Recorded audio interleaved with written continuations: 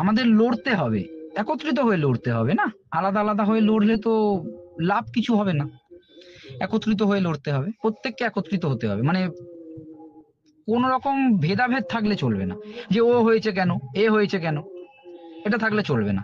প্রথমেই বলেছিলাম, এখনো বলছি, যে আমাদের মেন লক্ষ্য স্থির করতে হবে। আমাদের মেন লক্ষ্য কি? যে আমার মানে আমার রাজত্ব চাই, নাকি আমি নিজের দলাদলি চাই? আমার দল, মানে আমি একে পছন্দ করি বলে এ থাকবে। মানে একদম মোদ্দা কথা এটা, যে আমাদের নিড রাখতে হবে এটাই, যে আমাদের যে আদর্শ, আদর্শ থেকে সরে গেলে হবে না। ব্যক্তিগতভাবে কারোর আমরা ভক্ত হয়ে গেলাম, বা ব্যক্তিগতভাবে কাউকে পছন্দ করলাম বলে অপরজনকেই এখন লাইক আমি, আমি নিজে, যেমন আমি নিজেকে বলি যে আমার মোদিকে ভালো লাগে, মোদি ভক্ত, অ্যাজ এ মোদি ভক্ত হিসেবে বলছি।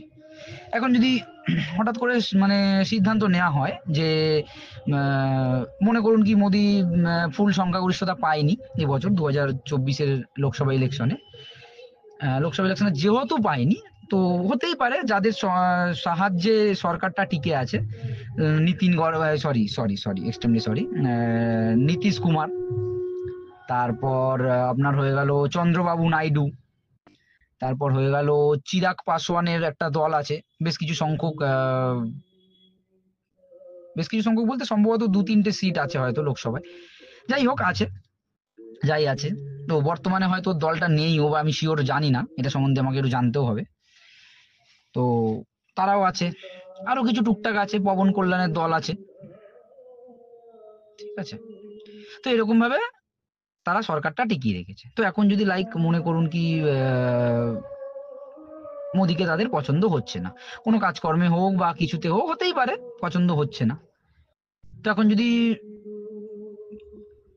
মানে হাইকমান্ড থেকে বিজেপির মানে যারা যদি ওরা ডিসিশন নেয় যে ঠিক আছে তাহলে নরেন্দ্র মোদীকে আমরা সরিয়ে দিচ্ছি, বদলে আমরা অমিত শাহকে করলাম, বা অমিত শাহকেও পছন্দ হলো না, হতেই পারে নরেন্দ্র মোদী আর অমিত শাহ একটা মানে অনেকটা জুটি টাইপের, তো নরেন্দ্র মোদীকে না হলে ডেফিনেটলি অমিত শাহকেও নাও হতে পারে। সেক্ষেত্রে হয়তো পছন্দের তালিকায় নীতিন গডকরি আসলো, অথবা রাজনাথ সিং আসলো, বিভিন্ন কেউ হতে পারে, অনেকে আছে পছন্দের তালিকায়, বিরোধীদের মধ্যে অনেকে পছন্দ করে এদেরকে। তো দেখা গেল তারাও সমর্থন করলো, হতেই পারে তারাও সমর্থন করলো। তো সেক্ষেত্রে মোদীকে সরে যেতে হতে পারে।